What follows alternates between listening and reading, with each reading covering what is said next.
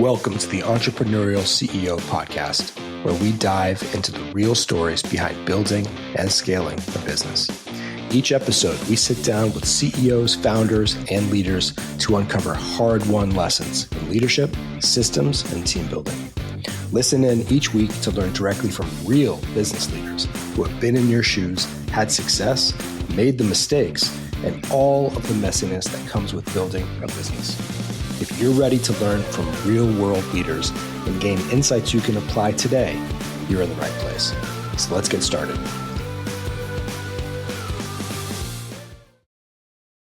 Hey, Scott.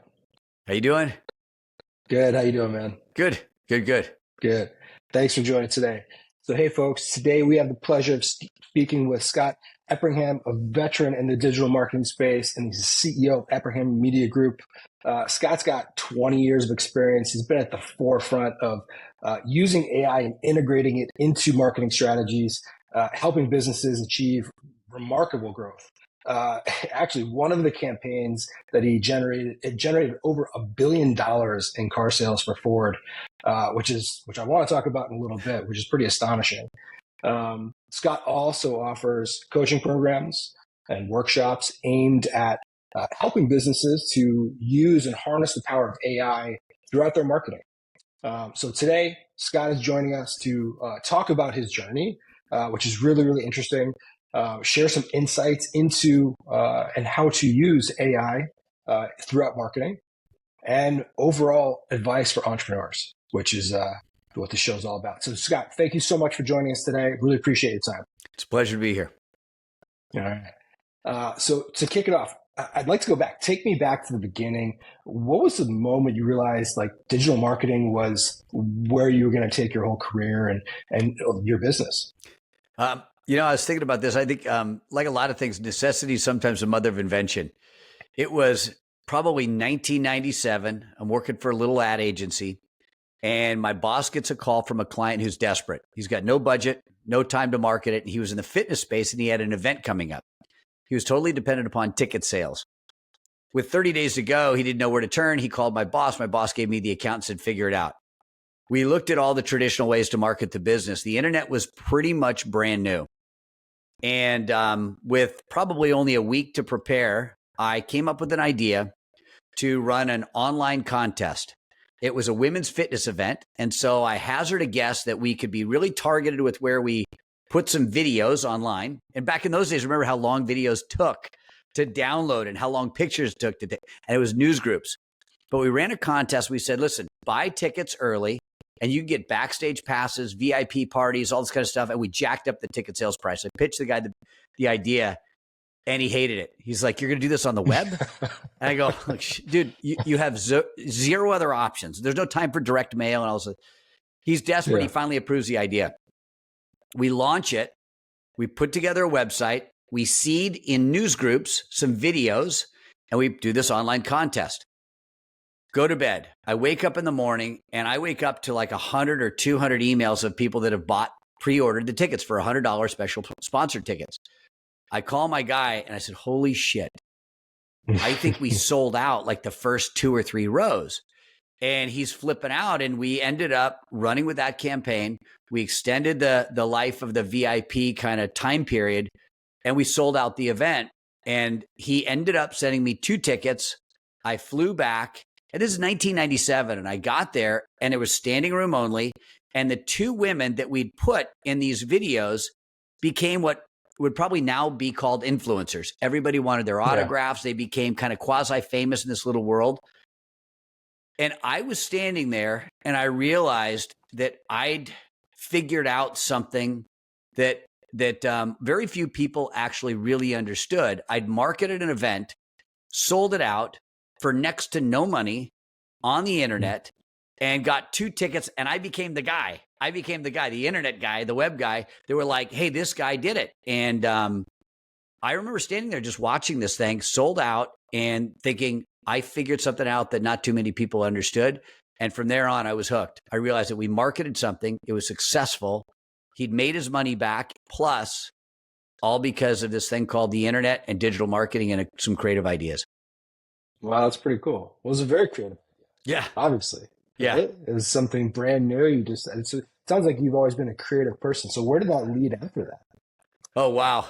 Well, I was at that agency for a little bit, but then I was watching him, my boss, run this agency, and I couldn't help but think, I think I could do this. And Yeah. it wasn't too long after that where I ended up branching out on my own. In fact, the fitness client became my first client. Okay. He asked me to come visit him in Vegas, and we had a conversation at like dinner or lunch. It was a long time ago. It was like 1999. And over lunch, he said, well, listen, I want to do another campaign with you, but I want to do it just with you. And here's what I want to do. And he asked me how much it would be. And I threw out a number. I'll never forget. It was like $20,000. I said, I think it's probably around 20,000 bucks. And he pulled out a checkbook and he said, who do I make it out to? And I said, Scott Empringham, and I didn't know what the hell I was doing, but he wrote me a check and I went back and I opened up a bank account, started a business, and he was my first client. And from there, we just grew and grew. You didn't even have a bank account. I had no idea what I was doing. Yeah, I had a personal checking account, but I was like, that's amazing. Yeah. I love it. That's amazing. I'm always fascinated by like how people take that leap into entrepreneurship, how they take the leap from, hey, I'm working for somebody else and I'm comfortable and I've got a paycheck and a W-2, all the way to, okay, I'm going to start a business, right? I think that's a huge thing. And a lot of people are too afraid to make that jump. So I think it's fascinating. Yeah. Yeah. You know? It's not for everybody. That's for sure. It's not for the faint of heart, man. There's lots of challenges. All right, well, tell me about that. So with your agency, are there any huge hurdles or things you remember going through, challenges that maybe other people go through, but now that you've been through it, you're like, I've already stepped on that landmine. I'm not doing that again. Oh, wow. Throughout growing my business from the very beginning, I'm sure I stepped on every single landmine, and then some more than once. I'm ashamed to say I've stepped on every single landmine, and I'll probably still step on a bunch of landmines. I think some that I learned probably more than others that hurt me the most is my agency grew and grew. We had HR challenges, the typical scaling challenges. We got bigger and bigger clients and went through some legal hurdles and some bigger challenges and started to kind of really scale up. But the two things that I probably made that were some of the biggest mistakes is I didn't have a firm grip on my financials. My dad, who's a real successful guy, told me over and over, we got to $1 million and he said, you need to get a grip on your financials. And he would ask for financial reports and said, these aren't strong financials. And he'd ask me questions about my numbers and I couldn't answer them. We got to 2 million. He'd ask me the same questions and he'd, over breakfast, lunch, or dinner, he'd say, you got to get a grip on your financials. And one of my, he was a minority partner. He was a CPA. And I felt pretty comfortable. I said, well, he's got a grip on the financials. And he started asking me, my dad started asking me about financial controls and things like that. And I didn't have any. And I really didn't have any. And I thought because we were making a hell of a lot of money, went to 1 million, 2 million, 3 million, 5 million, 10 million, and kept going. I thought, we're making money. The company's growing. I'm obviously doing something right. And my dad, although extraordinarily successful, significantly more successful than me, I thought he was wrong until he wasn't. And I had two very large clients that ended up firing their ad agencies that were my clients. So my clients were the ad agencies and they were working for the car companies. They ended up stopping their work. The agencies put a pause on everything I was doing. I had a heavy a client concentration and a revenue concentration, which concentrates with two large clients. I had $1 million plus in the bank, maybe 1.5. I had a line of credit out, but still not enough runway when everything stopped. They put a pause on everything. I was holding a lot of the debt and the media that we were buying for the clients, and I lost everything. In 2018, I shut everything down after 20 years of weathering all kinds of storms and growth and HR challenges and sales challenges and all these different challenges. But it came down to my Achilles heel was not understanding the numbers and not compensating for my inherent weakness in those areas, either improving my financial literacy or partnering with somebody who really knew what they were doing. That was number one. The second one was I didn't have a coach like Map. I went to Tony Robbins events. I read hundreds of books, just like a bunch of other entrepreneurs out there. I read all the books. I went to all the seminars. I did the Tony Robbins Business Mastery 1 and 2, UPW, all the different stuff, the Stephen Covey. I was self-taught, self-trained. I got it. a member of entrepreneur organization, but I didn't have somebody looking over my shoulder. I did my own quarterly strategy sessions where I would essentially force my own agenda. And most of the time I was right. I could separate sort of the noise from the signal, as Mr. Wonderful says on Shark Tank. And I was doing pretty good. But ultimately, had I had a coach like Map, 2 or 3 things would have occurred. Number one, I would have done some house cleaning that was well overdue. A Map coach would have never tolerated what I was tolerating in the business. I was letting a couple of people that were very close to me backslide and suck up a lot of cash. There were cancers in the organization, and I just didn't have the fortitude to make the call. Had I had a coach, I'm sure a coach would have looked over my shoulder and said, "Stop it, cut it. You need accountability. You need accountability." And that would have been the end of that. And 2, they would have advised me and coached me and cajoled me and encouraged me to move into other categories sooner. But I was blinded by my own success and by my own friendships with some of the people in the organization. And I attribute it back to, I'm not the one to watch my golf stroke. You know, Tiger Woods has 3 or 4 coaches, a putting coach, a driving coach, a nutrition coach, a flexibility coach. And he's the best of the best, all the best. Kobe, Michael Jordan, they all have multiple coaches. I didn't. Absolutely. And that was really foolish. In retrospect, I wanted to save the money when I was making money hand over fist. It was foolish for me not to make those investments. So financial controls and then a coach like a Map coach. Those are really good lessons, man. It's really interesting that you just said that, because I think just today I read that same thing where like, you can't see your own swing. Yeah. And so, I don't know, I'm former Map client in 3 businesses as well. And we went through the same experiences where I distinctly remember in one of our businesses, we were growing a lot. We had a massive client or customer concentration. And so one of the metrics and goals that we would set was, okay, we need to reduce that. Every quarter, we got to be reducing that customer concentration. They're currently at X, we need them at Y. And so how do we get them down? Because it's such a risk to the business. Yeah. So how has that changed how you operate today? Those lessons, like what have you done differently in your businesses now? Yeah. So when I restarted, so in 2018, I lost it all. I was about $1 million in debt, lost everything, and left my business with my iPhone. And it was a brutal time period, but I ended up immediately restarting a new business. I went out, I went and got some car clients. I went and got some small business clients and got back up and running. Before I could even rub 2 nickels together, my very first purchase, I'll call it in terms of a vendor or a partner, was actually to get a grip on my financials. I called a gentleman named Michael Sue over at Deep Sky. You guys are familiar with him. And he said to me, even on our first meeting, he said, "Dude, I don't know whether you're making enough money to hire us. Here's my fees, and that's a lot of your revenue." And we worked out a deal. I told him, I need this. I need to go sell. I need to go market. I need to lean into what I do really well. I want to be with clients. And he said, "All right, here's what we're going to do. And we're going to phase it up." He gave me one number that I was to hit. And then he put controls on the financials and helped me solve some of those challenges with just the things that I didn't want to do and were lower ROI things for me to do. And I felt 100% confident about the numbers. Yes. He took over that with his team. I went out and he gave me one number. He gave me a vital factor. He said, "This is your number every month." And he hammered me every time we met. He said, "This is the number. This is the number. This is the number." I hit that number consecutively, and then we grew. And I'll never forget, it actually makes me sort of emotional to think about it. Before my dad passed, we were growing, and Michael was putting together our financials. And my dad said to me, "Look, I think it's great that you're growing again. I want to see your effing financials."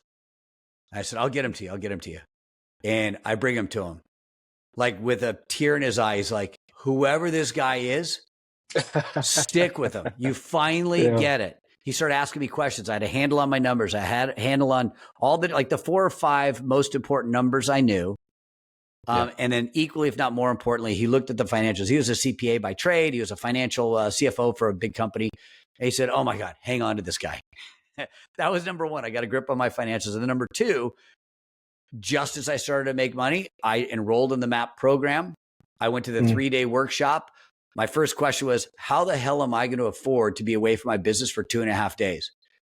And then I immediately knew from my past, how the hell am I not going to be able to afford to do this? I know I needed to do it because I needed a system to run my business. I needed an operating system to run my business.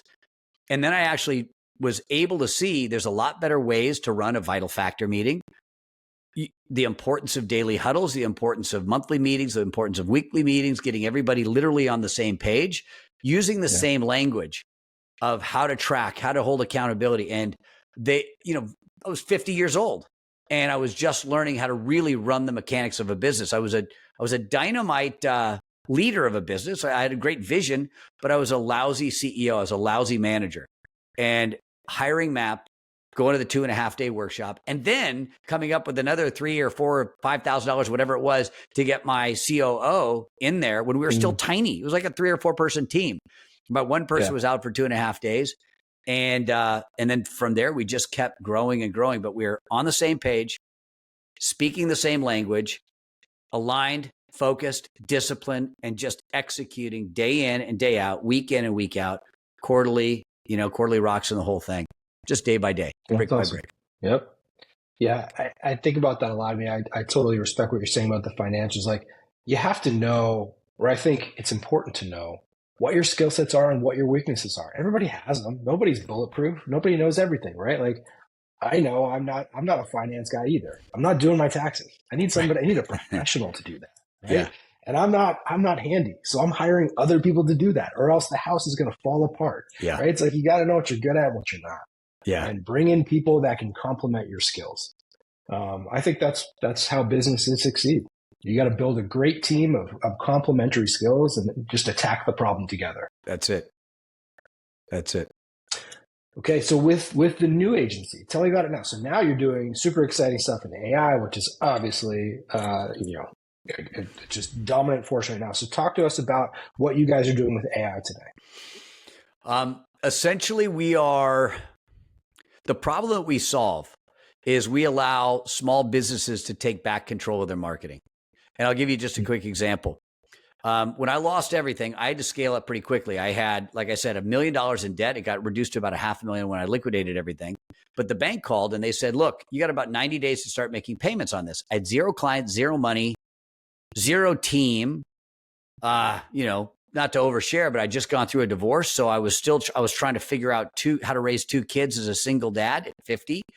I mean, my shit was not together and I had to figure it out fast. And when the bank called, it was like something happened and something clicked. And I knew that I needed to figure it out fast because I had about 90 days before my first payment.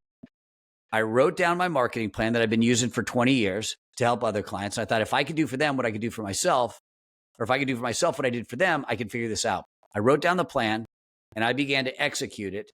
And immediately I started offering free workshops. And there were social media workshops, how to market your business. And a flood of prospects came in. That led to leads, that led to clients, that led to some awareness because I was marketing the heck out of it. I was using everything I knew that worked for everybody else. I was doing it for myself. In less than 90 days, I walked in with a final check for the bank and I paid off the bank loan. It was a great day. I showed that picture in my workshops because she asked me not to take a selfie, but it was like, we're taking a selfie of this. And so I took a selfie as I handed her the last check. But what happened was, it was one of these things that's that you hear about is the negative can be the best thing. The problem could be the best thing. And here's what I mean. I'm doing these workshops and I had this whole social media framework.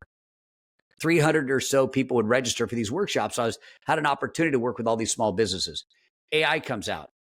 And my framework for marketing is something that most people already intuitively know. Have an ideal customer, design core messages, create offers unique to that core customer, have a goal, a specific goal that you have in mind for the quarterly, annual. What are some numbers, specific numbers? What's the budget appropriate to that? And then build the marketing plan, the calendar, the content, and everything else. But there's a sequence and an order to it. So I had that framework already down. I called the elite marketing system, and that was my thing. AI comes out. And the biggest problem I saw was that I would teach them the framework, but then they would need a team and money to create the core customer, to create the core offers, to create the core messages, to create the ads, the emails, the blogs, and so forth. And it was a bigger lift. I was giving a framework, but then I was sort of letting them go off into the ether, and only a handful could actually hire me. because there's a certain amount of money that's required to actually make it go in an agency world. AI comes along, and the first question I asked was, I wonder if I could take my framework and I could apply different AI tools to each one of these elements. There's like 10 elements in my framework. Could I use ChatGPT in specific prompts and frameworks that somebody could just plug in their business name, their website address, and a couple of things that intuitively already know, and could it create an ideal customer? Could then I create core offers? And could I then create core messages using just a couple more things that anybody could do, like a paint by the numbers thing?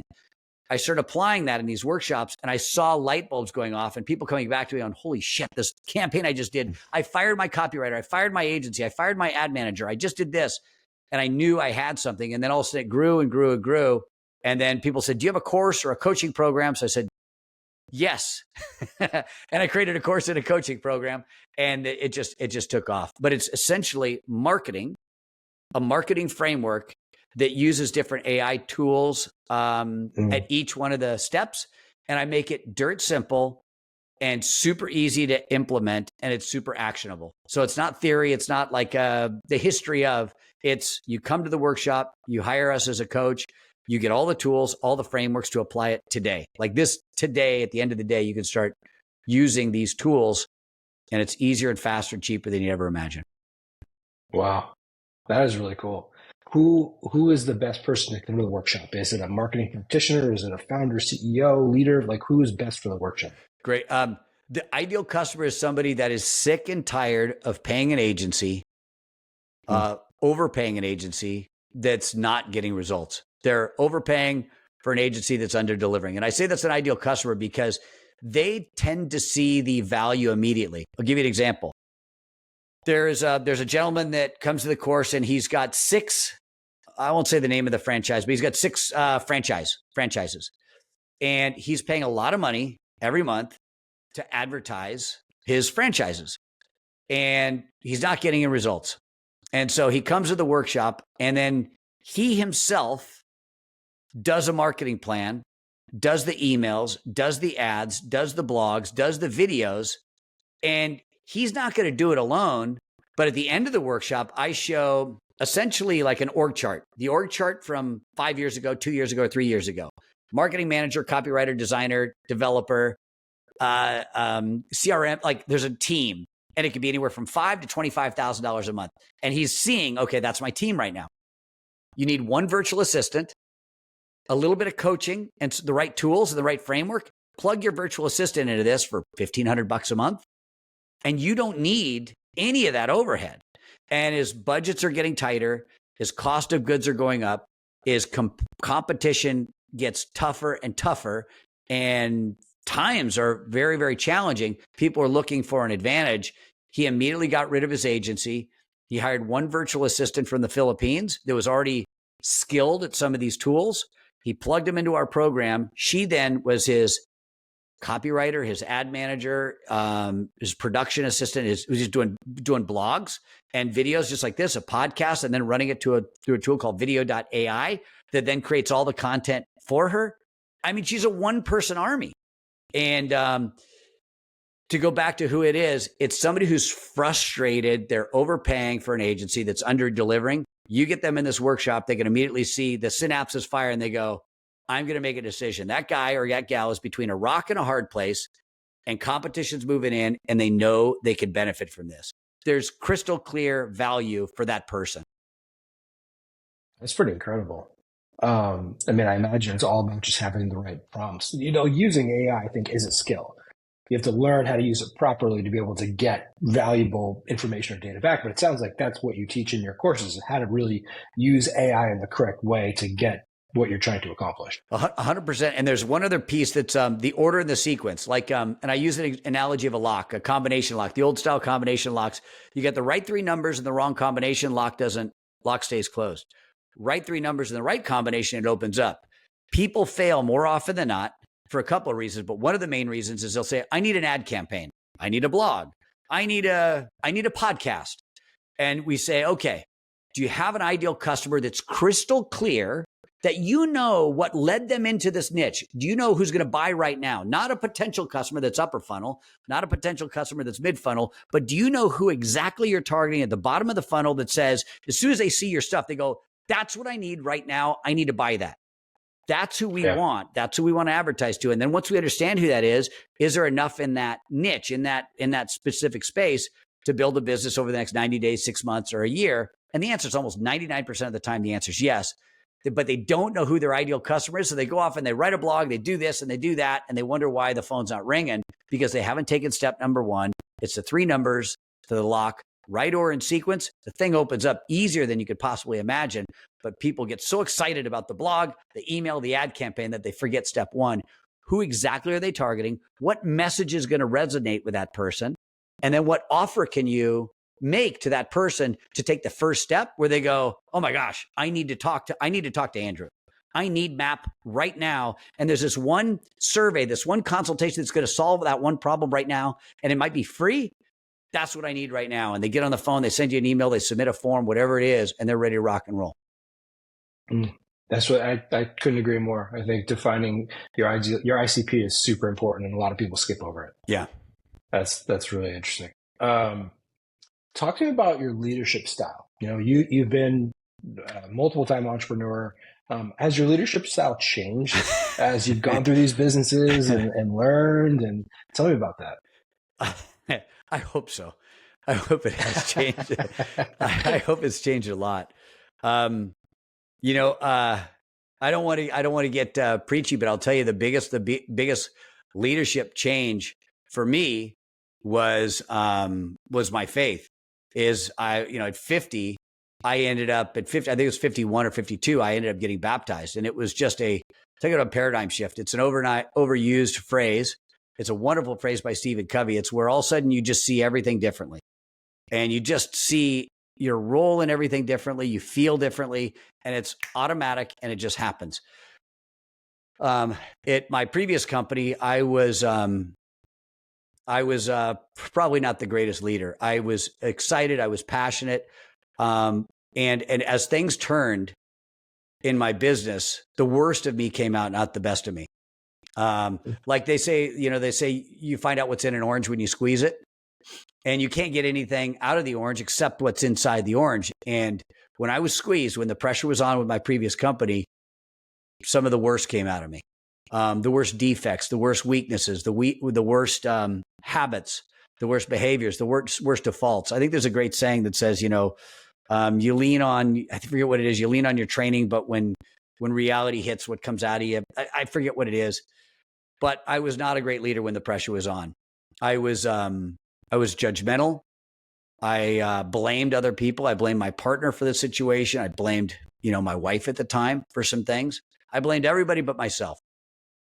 And after I lost everything, I had a good dose of humility because there's really nobody else to blame, and nobody's going to fix it for you. And I was in a situation where one night I fell to my knees and I said, I give up. I need help. I need to do something different. And I asked for help. And I got it. It led me to get baptized. And I just started one step at a time to rebuild my life. And that was the center of my life. And I think that again, it's my faith, not anybody else's, but that then colored everything that I did, how I conducted myself, how I wanted to conduct myself. And it changed everything. It changed how I related to my kids. It changed how I related to my coworkers and my employees. It even changed how I started parenting my kids. And then it changed the relationship with my wife, where even though we were divorced, we came back, we started supporting the kids.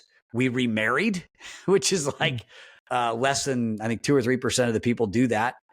It changed everything. And so that had one of the biggest influences on everything. That was a turning point. And for me, that was it was a big turning point. That's incredible.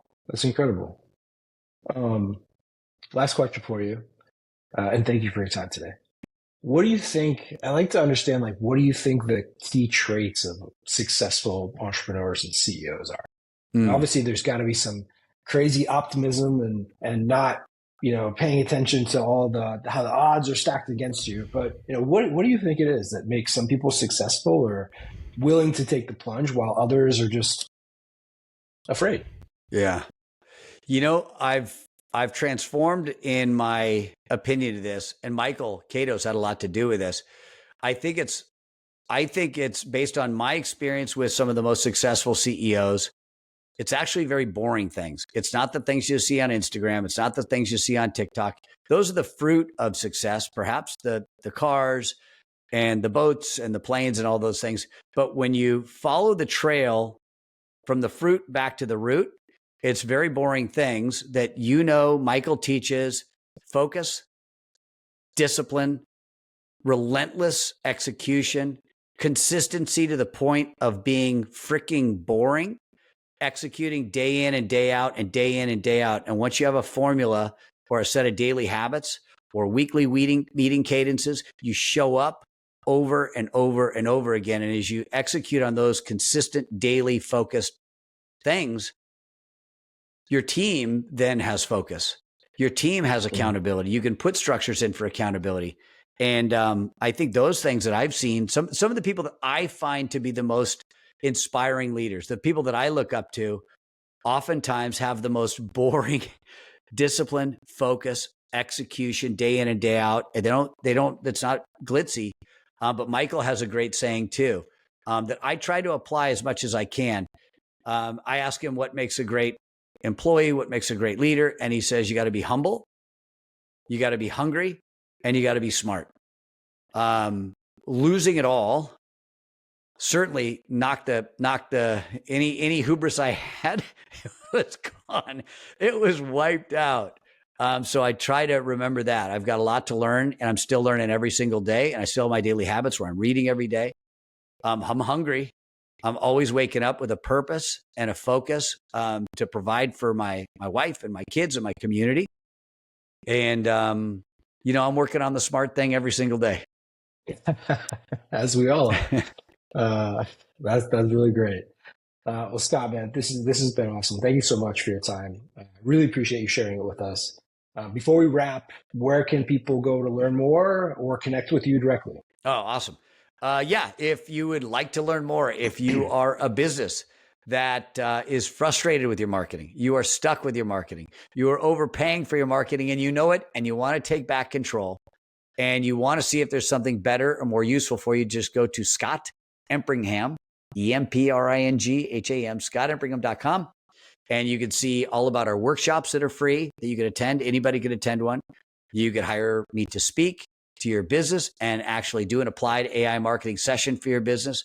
And there's all kinds of tools. There's our coaching program. There's our course, all kinds of different tools that you can do. There's some free, some paid, but I would invite you to connect with me there. Perfect. Thank you again, Scott. And everyone listening, thank you for joining us today. We'll see you next time. All right. See you soon.